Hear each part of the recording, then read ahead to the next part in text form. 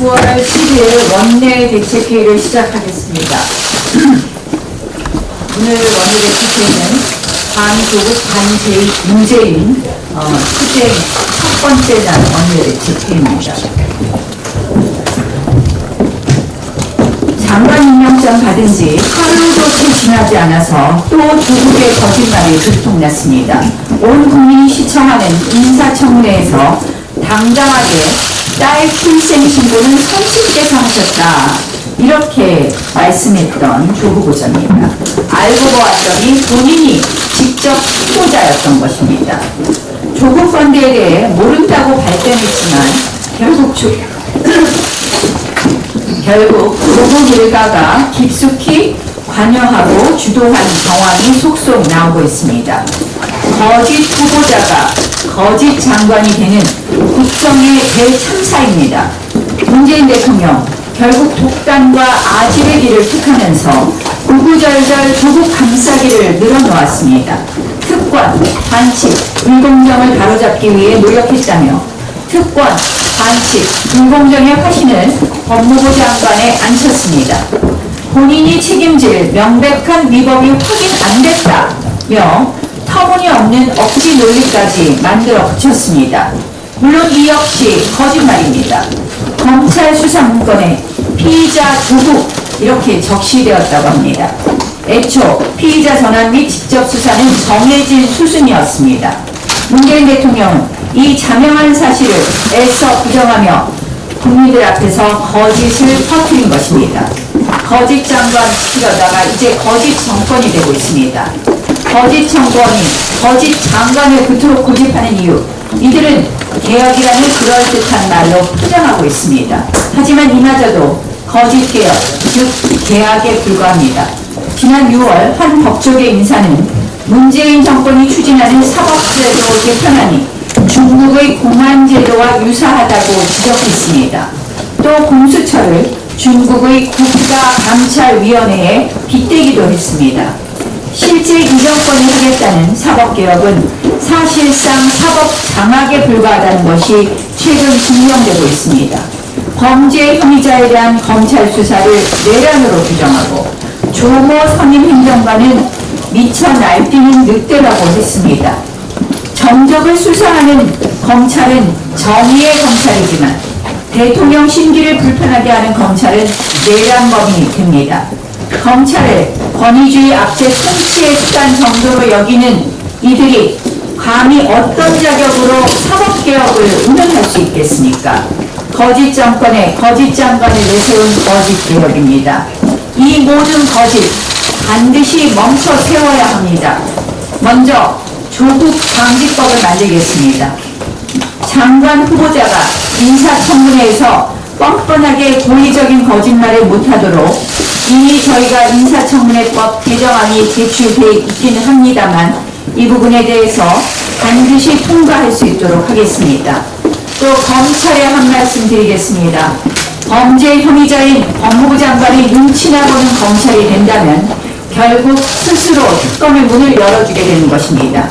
검찰 역시 그렇게 된다면 특검의 문으로 들어갈 것입니다. 그래서 검찰은 제대로 수사하라는 것을 다시 한번 촉구하면서 그럼에도 불구하고 결국 이 사건은 특검으로 갈 수밖에 없지 않나 하는 말씀을 드립니다. 어제 패스트트랙 수사가 이제 검찰로 송치되었습니다. 그동안 우리가 계속해서 주장했습니다. 이 패스트트랙 수사는 반드시 불법 사보임부터 먼저 수사하는 것이 맞다. 불법 사보임과 관련된 문희상 의장 등 관계자 먼저 소환 조사하십시오. 그리고 난 다음에 에는 이 모든 패스트트랙 관련된 것은 제가 그 책임의 중심에 있습니다. 제가 원내대표로서 모든 것을 지시했습니다. 따라서 저 하나만 조사하면 됩니다. 이 불법 사보임에 대한 조사가 마쳐지면 제가 직접 조사받겠습니다. 북한이 또 미사일을 쐈습니다. 올해 들어 10번째입니다. 이것이 평화를 원한다는 북한의 모습입니까? 거짓말 후보자 임명을 강행한 문재인 정권이 여전히 북한의 거짓말을 감싸고 있는 것입니다. 비건 미국 국무부 대북 정책특별 대표는 북한이 비핵화를 거부할 경우 한국과 일본의 핵무장 가능성마저 거론했습니다. 미국 의회조사국 역시 한일 핵무장을 언급했습니다. 그만큼 북한의 핵은 대한민국과 국제사회에 매우 가시적이고 심각한 위협임을 말해주는 것입니다. 여전히 북한은 계속 새 계산법 운운하며 협상을 회피하고 시간 끌기만 하고 있는데도 문재인 대통령 아예 손을 놨습니다. 언제까지 침묵하겠습니까? NSC 상임위나 열고 끝내지 말고 이번에는 제발 문재인 대통령이 주재하는 전체 회의를 열어서 단호한 의지를 보여주십시오. 계속 북한의 핵 고도화 시간을 벌어준다면 결국 동북아 핵 도미노를 이 정권이 자초할 것입니다. 문재인 대통령 단독 기록관을 짓겠다고 합니다. 이런 말이 있습니다. 쇼펜하우어가 한 말입니다. 어떤 사람이 생전에 동상을 세우거나 기념비나 기념관을 짓는 것은 자신을 욕되게 하는 일이다. 국민들 먹고 살기 힘드는데 아직도 임기 절반이나 남은 현직 대통령이 국민 세금 들어서 기록관을 짓겠다고 합니다. 그리고 평생 예산과 월급을 세금으로 줍니다. 관장도 문재인 대통령이 추천합니다. 이조건 인사들의 이모작 인생 프로젝트입니까? 자유한국당 단 1원도 용납할 수 없습니다.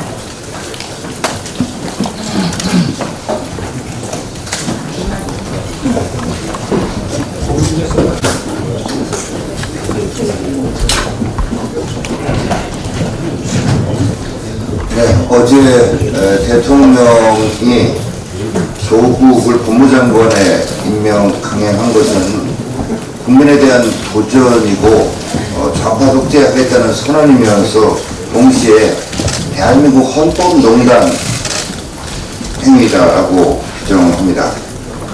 이 좌파 정권의 헌법농단 국정, 이것에 대해서는 자연법상의 권리인 저항권에 근거해서 온 국민이 떨쳐 일어나야 한다고 봅니다. 그래서 이 자유민주주의의 핵심 가치인 법치주의, 의회주의, 그리고 책임정치를 반드시 회복해내야 할 것입니다. 어제 광화문에서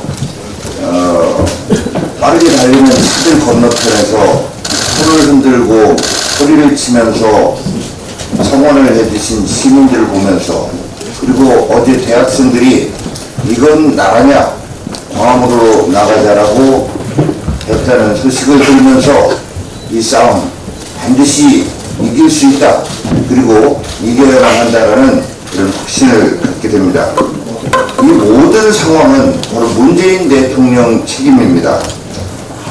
이 문재인 대통령 임명 강행하면서 위법 행위가 확인되지 않았다, 의혹만으로 임명하지 않는다면 나쁜 선례가 될 것이라고 하면서 조국을 두둔했습니다. 자, 그런데 국민적인 의혹을 뒤집어 쓴 오물투성이의 조국이 무엇을 개혁할 수 있다는 말입니까? 또 대통령이 검찰은 검찰 일을, 장관은 장관 일을 하면 된다라고 했는데, 이 말 참 국민을 가지고 놀고 우롱하는 말장난, 지금 대통령이 말장난 할 때입니까? 헌법을 논단하는 대통령에게 반드시 책임을 묻고 다시는 이 나라에서 헌법농단이 재발되지 않도록 국민과 함께 역사적인 조치를 취해야 할 때라고 봅니다. 어제 회의에서는 KDI 자료를 가지고 말씀을 드렸습니다만 어제 또 한은이 발표를 했습니다. 이 정권 하에서 각종 연구소나 기관에서 경제 관련된 발표가 나올 때마다 가슴이 철렁철렁하고 앞이 더 캄캄해집니다. 어제 하는 우리나라 잠재 성장률 계속 하락하고 있다.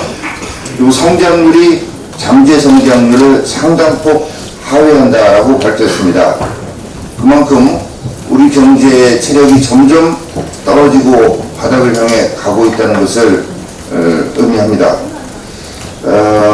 하나는 한국 경제가 활력을 잃으면서 노동과 자본 투입 증가세가 둔화되고 있기 때문이다라고 했고, 이 저출산 고령화로 인한 생산 인구의 급격한 감소, 그리고 여러 가지 불확실성에 따른 투자 부진을 이유로 꼽으면서 앞으로도 잠재 성장률이 더 떨어질 것이라고 했습니다.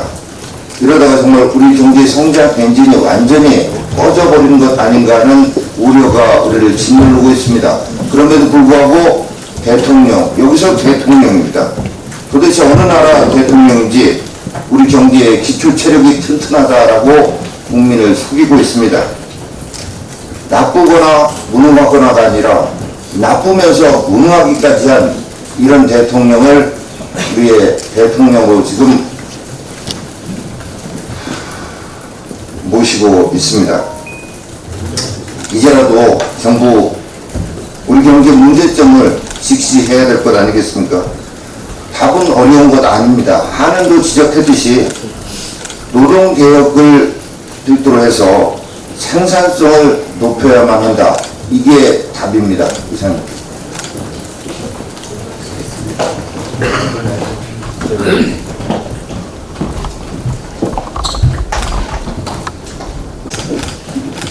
대통령이 피의자 조국을 법무부 장관에 임명했습니다. 의혹만으로 임명을 하지 않는다는 것은 나쁜 선례가 될 수 있다고 했는데, 피의자를 국무위원에 임명한 것은 최초의 선례를 문 대통령이 만들었습니다. 또 대통령의 조국 법무부 장관 임명은 피의자 조국에 대한 면죄부를 준 것이고 수사에 대한 가이드라인을 준 것입니다. 수사 방해에 해당됩니다. 새삼스럽게 대통령이 과거에 변호사였다는 사실을 어제 우리는 다시 한번 생각했습니다. 대통령이 법무부 장관의 변호인이 되었습니다. 검찰과 법무부의 갈등을 많은 국민을 우려하고 있습니다. 갈등을 조정해야 될 대통령이 갈등을 유발하고 있는 것은 아닌가 하는 것을 이번 인사를 통해서 보게 됩니다.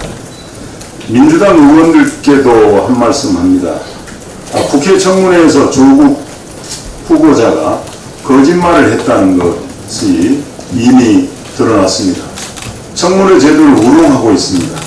그래도 민주당 의원들 모두가 역시 조국의 변호인이 되어 있습니다.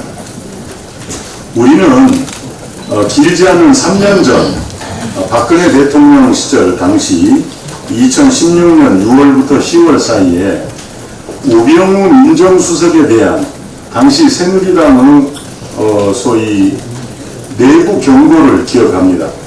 여기 계신 우리 이종구 선배님을 비롯하여 많은 의원들이 최순실 사태가 벌어지기 공개가 되기 전에 우병우 민정수석으로 인한 국정 우려를 당내에서 많은 경고음을 보냈습니다.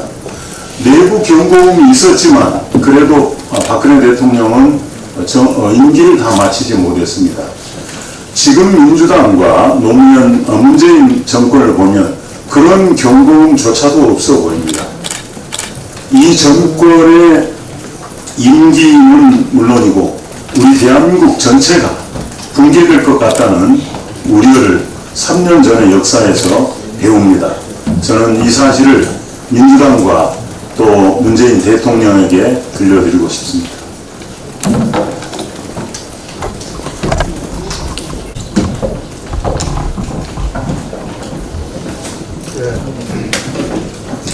어제 조국에 이어 한상혁 씨가 방통위원장에 임명되었습니다. 아니나 다를까 취임 1승이 가짜 뉴스 대책 마련하겠다는 것입니다. 본인 스스로가 청문회에서 가짜 뉴스 규제 권한이 없다고 하였습니다. 모두 다 거짓말이었습니다. 아무리 화장실을 갔다 온 후 말이 바뀐다고 하지만은 이렇게 심할 수 있습니까? 언론의 재갈을 채우고 야당과 국민의 목소리를 파묻어 자유민주주의를 파괴하려는 핵책, 이 어마어마한 계획을 보란듯이 심사로 말하고 있습니다. 언론 노조는 한술 더 떠서 미디어 개혁 국민위원회 설치를 요구하고 있습니다. 언론 노조가 1등 공신이 완장 살 수 있도록 자리를 내놓으라는 것입니다. 언론의 정당한 문제제기를 의혹이라고 일축하는 문 대통령이나 방송 카메라 대놓고 기레기라도 폭언을 퍼부는 여당에 무슨 공정한 언론 환경을 기대하겠습니까? 게다가 인터넷에서는 제2의 드루킹들이 난무하고 있습니다. 검색어를 조작하고 남 카페에 똑같은 게시글을 퍼나릅니다.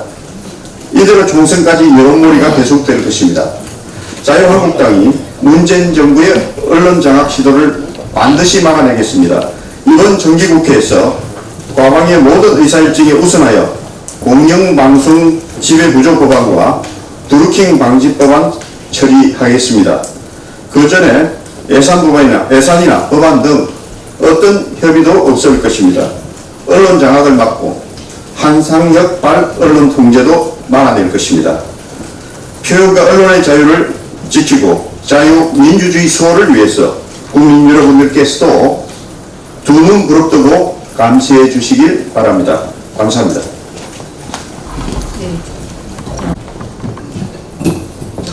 예, 어제 제가 안상수 의원과 강화군수의 협조를 받아서 행정선을 타고 북한군이 점령한 한박도를 무단으로 확인하고 왔습니다. 지난번 삼척 녹선 기술대와 마찬가지로 이번에도 군부대가 협조해주지 않아 군 관측시설로 관측하지는 못했습니다.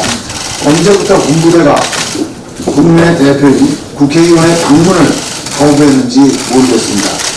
이번에 말돌이 이장을 비롯한 10여 명의 서도면 주민들과의 만남에서 확인한 것은 다음과 같습니다. 첫째, 이 지역 주민들은 한박도를 우리 땅으로 인식하고 있다는 것입니다. 한박도는 우리 땅 우도와 말도에서 물이 빠지면 갯벌로 연결되지만 북한 쪽으로는 깊은 갯골이 있어 연결되지 않는다는 점입니다. 그리고 말도 주민들이 1970년대까지는 한박도로 가서 조개와 굴을 채취하였는데 우리 군이 민간인 통제 지역으로 출입을 제한한 이후 가지 못하고 있다는 점입니다. 둘째, 1965년 우리 주민들이 조개를 채취하다 112명이 북한군에 끌려간 곳은 한박도가 아니라 그 북쪽에 있는 은점도라고 합니다. 다시 말해서 한박도 어로 행위에 대해서 북한의 제재가 없었다는 점입니다. 셋째, 2017년까지 중국 어선들이 남북한의 제재 없이 한박도에 정박하여 작업을 하였다는 것입니다. 2018년부터 중국 어선들이 없어졌는데 어느 날 갑자기 인공기가 펄럭이는 북한 군사기지가 되었다는 것입니다. 말도 주민들은 이렇게 우리 땅을 하나하나 내주다 보면 말도도 내주는 것이 아니냐며 불안해하고 있습니다. 그래서 정부에 확인할 것이 있습니다. 첫째, 지금도 네이버 지도를 보면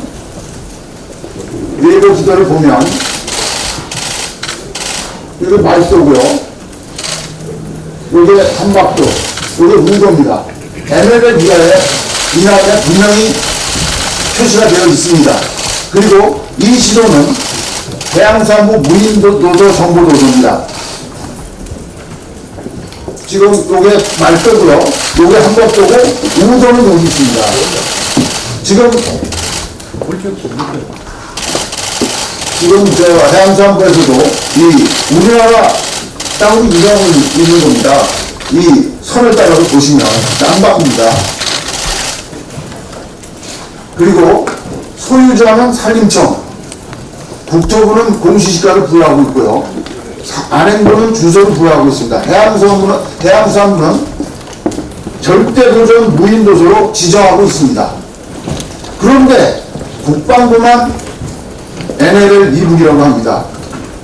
언제부터 국방부가 한박도를 북한 땅으로 인정했는지 정확히 밝혀주시기 바랍니다. 그리고 무슨 근거로 북한 땅이라고 주장하는지 국방부는 정확히 밝혀주시기 바랍니다. 둘째, 우리군은 북한군이 한박도에 기지를 건설하고 있는 것을 언제 최초로 인지했는지 밝혀주시기 바랍니다. 그리고 왜 주민들이나 언론이 문제를 제기할 때까지 숨기고 있었는지도 밝혀주시기 바랍니다. 휴전 후 65년간 무인도였던 한박도를 북한이 군사기지로 만들 때까지 우리군은 도대체 무엇을 한 것입니까?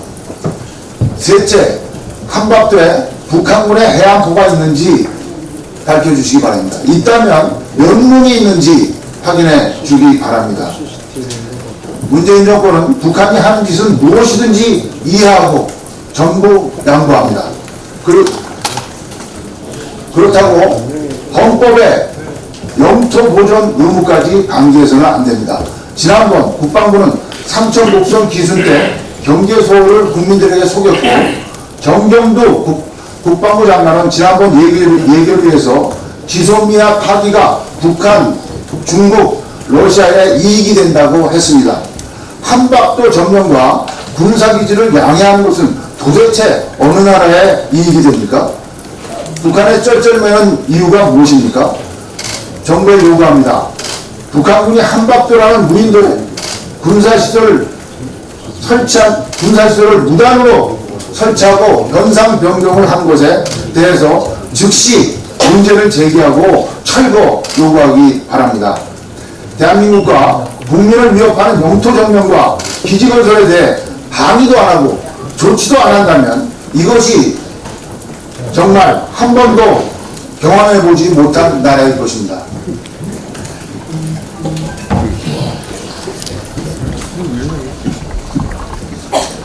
예, 오늘 또 북한이 평안남도 지역에서 동해안으로 두 발의 전구 발표는 발사 시에 저희들끼리 미사일을 발사했습니다. 우리 안보당국은 당국자들은 늘 북한이 미사일 발사할 때마다 한미연합훈련이 중단되면 발사하지 않고 협상이 나올 것이다, 이렇게 안이한 북한 입장만 고려한 분석을 했습니다. 정말 얼마나 엉터리 분석인가를 말해줍니다.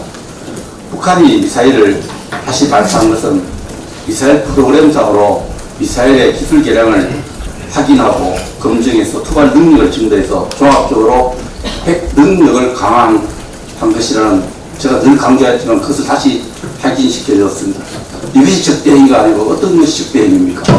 적대행위를 중단하기란 남북 합의정신을, 군사 합의정신 정리를 위반한 것이 유엔 안보리 결의안도 위반 것이 됩니다. 정부는 남북한 군사 합의서를 즉각 폐기를 검토해야 합니다. 한박도 군사시설 관련해서 한 가지 말씀을 첨언하겠습니다.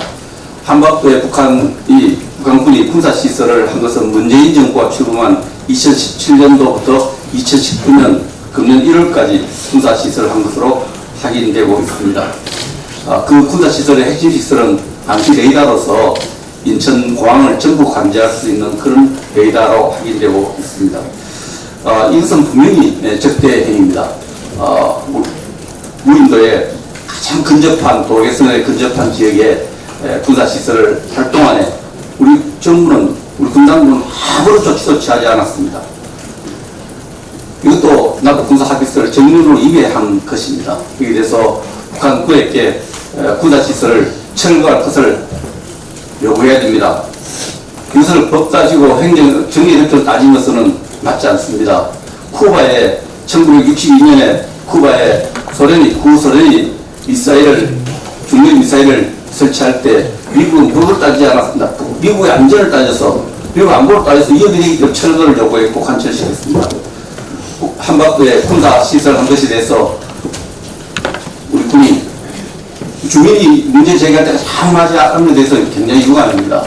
지금이라도 한반도의 군사 시설을 철거할 것을 당당하게 요구하고 관철해야 합니다.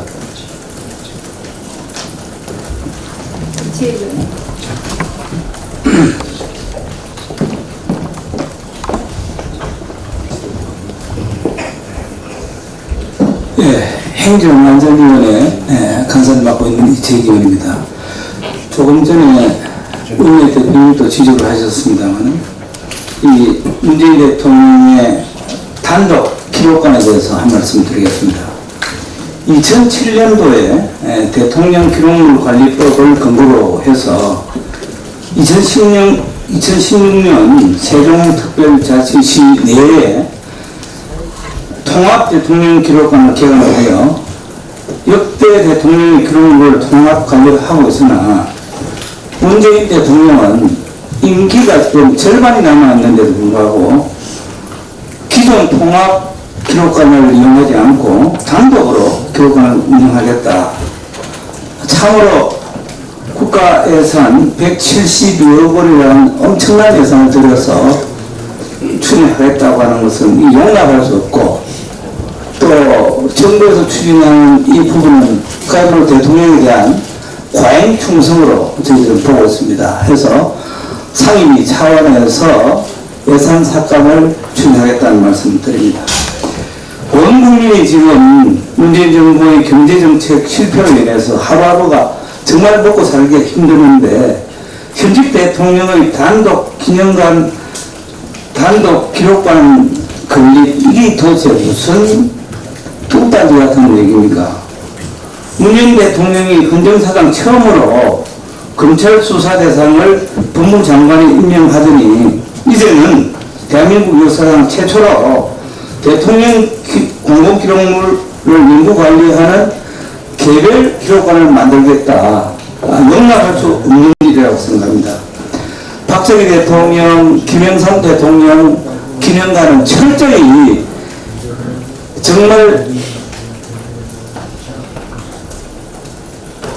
두 분 대통령에 대해서는 철저히 외면하더니 노무현 대통령, 김대중 대통령, 이제는 현직 대통령 임기 중에 이러한 개별 기록관을 국비를 172억이나 들고 그 모든 관리, 공무원 인건비 등 1년에 수억 예산이 드는 그러한 이 기록관은 저희 상임위 차원에서 온 당력을 집중해서 맡겠다는 말씀을 다시 한번 분명히 말씀드리고, 이 계획은 정부가 오늘부로 중단하고 처리하시길 강력히 촉구합니다. 네, 다른 의원들 말씀하실 분 없으신가요? 송석순 의원님 하시겠습니까?